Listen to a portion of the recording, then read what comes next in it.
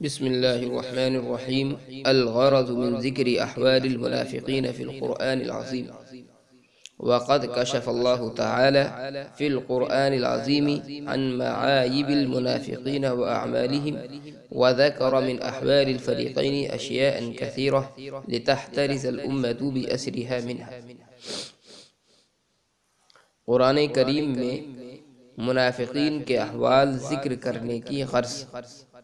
سب سے پہلے ترجمہ ہم کریں گے عنوان میں فی القرآن العظیم کا، قرآن عظیم میں. اس کے بعد من ذکر احوال المنافقین کا کریں گے، منافقین کے احوال ذکر کرنے کی سب سے اخیر میں کریں گے غرض کا، چونکہ من ذکر احوال المنافقین اور فی القرآن العظیم یہ دونوں غرض کے ہی متعلقات میں سے ہیں.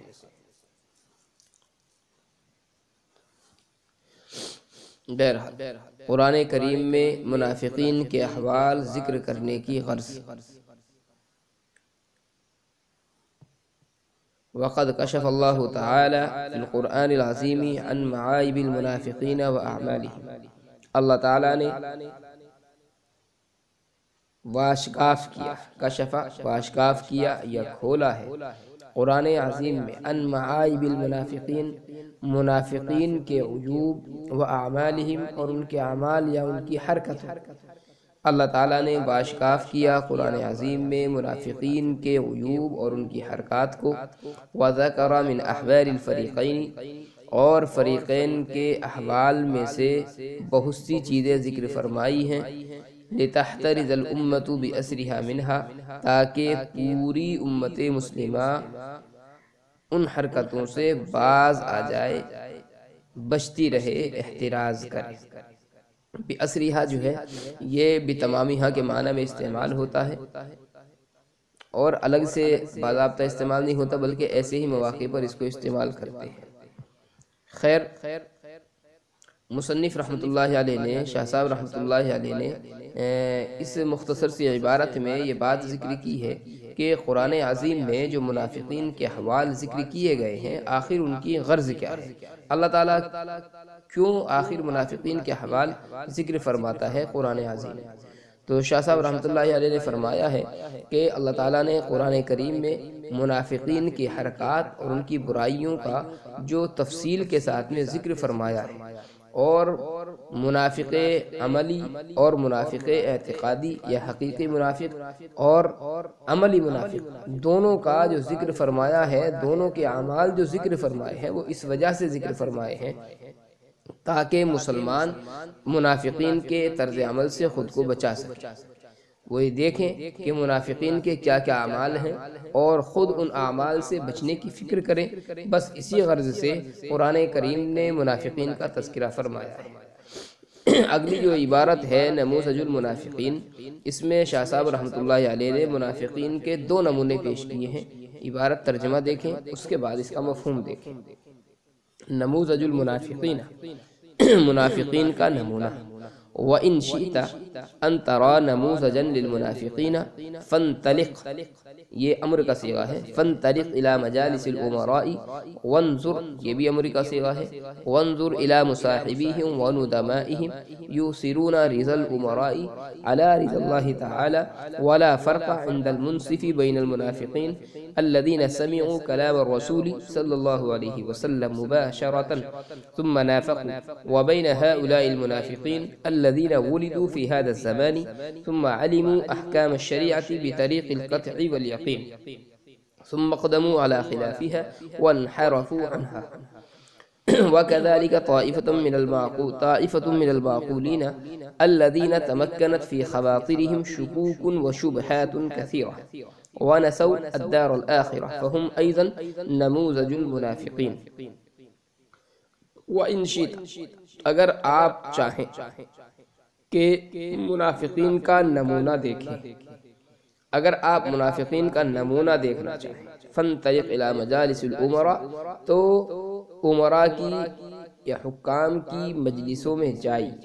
وَانْظُرْ إِلَى مُصَاحِبِهِمْ وَنُدَمَائِهِمْ، اور ان کے ہم نشینوں کو اور اہل مجلس کو دیکھیں، یا ندما رفیق اس کا ترجمہ کر لیں گے، رفیق کو دیکھیں، یوسرون رضا الامراء علی رضا اللہ تعالی، جو ترجیح دیتے ہیں حکام کی رضا کو اللہ تعالیٰ کی رضا پر، حکام کی مرضی کو اللہ تعالیٰ کی مرضی۔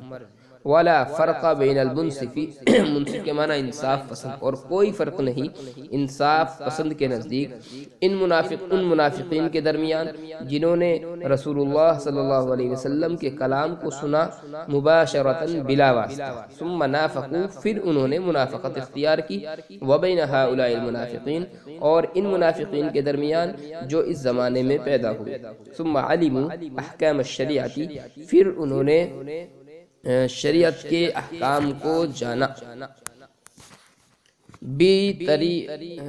بطریق القطع والیقین، قطعیت اور یقین کے ساتھ، قطعی اور یقینی طریقے سے، ثم اقدموا علی خلافها، پھر ان احکام کی خلاف ورزی کی جرأت کی، اقدم یقدم اقدام کرنا، جرأت کرنا، پھر اقدام کیا اس کی مخالفت کا، یا جرأت کی اس کی مخالفت کی، وانحرفوا عنها، اور ان احکامات سے انحراف کیا، وَكَذَلِكَ طَائِفَةٌ مِّنَ الْمَعْقُولِيِّينَ، اسی طرح معقولیین کا وہ گروہ، الَّذِينَ تَمَكَّنَتْ فِي خَوَاطِرِهِمْ شُكُوكٌ وَشُبْهَاتٌ، جن کے دلوں میں بہت سے شکوک و شبہات راسخ ہو گئے ہیں، وَنَسَوْا الدَّارَ الْآخِرَةَ، وہ آخرت کو بھول چکے ہیں، فَهُمْ أَيْضًا نَمُوذَجُ الْمُنَافِقِينَ، تو وہ بھی منافقین کا نمونہ ہے۔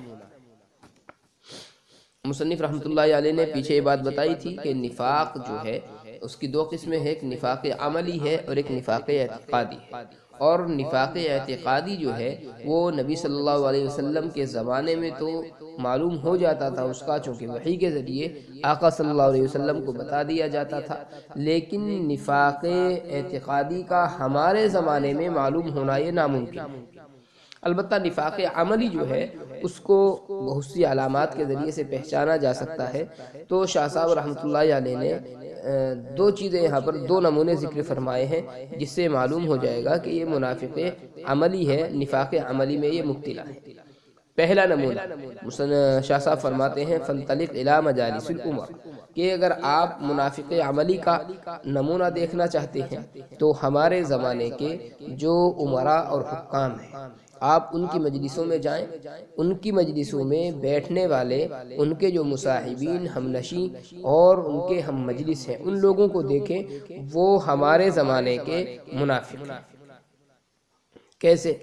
آپ امراء کی مجلس میں جائیں گے تو امراء کے جو مصاحبین ہیں آپ ان کو دیکھیں گے کہ وہ ہر صورت میں اپنے امیر کی مرضی چاہتے ہیں، اپنے امیر کو خوش رکھنا چاہتے ہیں۔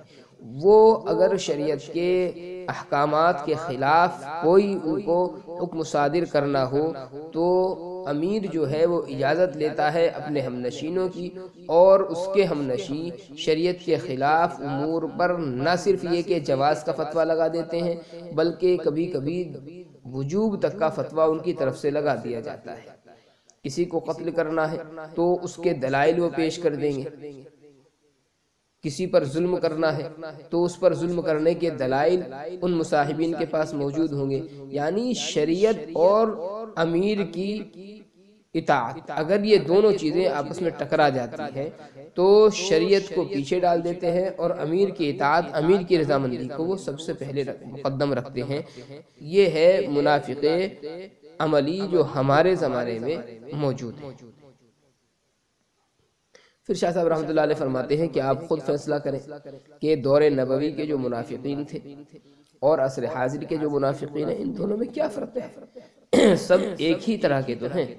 دور نبوت کے جو منافقین تھے آقا صلی اللہ علیہ وسلم سے براہ راست شریعت کی باتیں سنا کرتے تھے اور سننے کے بعد پھر وہ نفاق اختیار کر لیتے تھے، اور ہمارے زمانے کے جو منافقین ہیں یقینی ذرائع سے اور معتبر ذرائع سے ان کے پاس میں دینی احکامات پہنچے ہوئے ہیں، اس کے بعد بھی وہ منافقت اختیار کر رہی ہیں اور ان کے خلاف ورزی کر رہی ہیں، تو دونوں میں کوئی فرق نہیں۔ یہ تو پہلا نمبر۔ دوسرا نمونہ شاہ صاحب رحمۃ اللہ علیہ نے منافقین کا ذکر کیا ہے کہ روشن خیال جو دانشور ہیں، جو اپنے آپ کو بڑا عقل مند، اپنے آپ کو بڑا دانشور سمجھتے ہیں، اور ان کے دلوں میں اسلام اور اسلامی تعلیمات کے متعلق شکوک و شبہات رہتے ہیں، یہ ہمارے دور کے دوسرے منافق ہیں۔ وہ بظاہر تو اسلام کا دعویٰ کرتے ہیں، لیکن یہ لوگ جو ہیں آخرت کو بالکل بھول جاتے ہیں، اور آخرت کو بھولنے کی دلیل یہ ہے کہ اس کے لیے کوئی تیاری یہ نہیں کرتے، اور تیاری کیا کریں گے؟ ان کا دل خود ایمان پر مطمئن نہیں رہتا، طرح طرح کے شکوک و شبہات ایمان پر، اسلام پر اور اسلامی احکامات پر کرتے رہتے ہیں۔ تو یہ لوگ بھی منافق عملی کا ایک نمونہ۔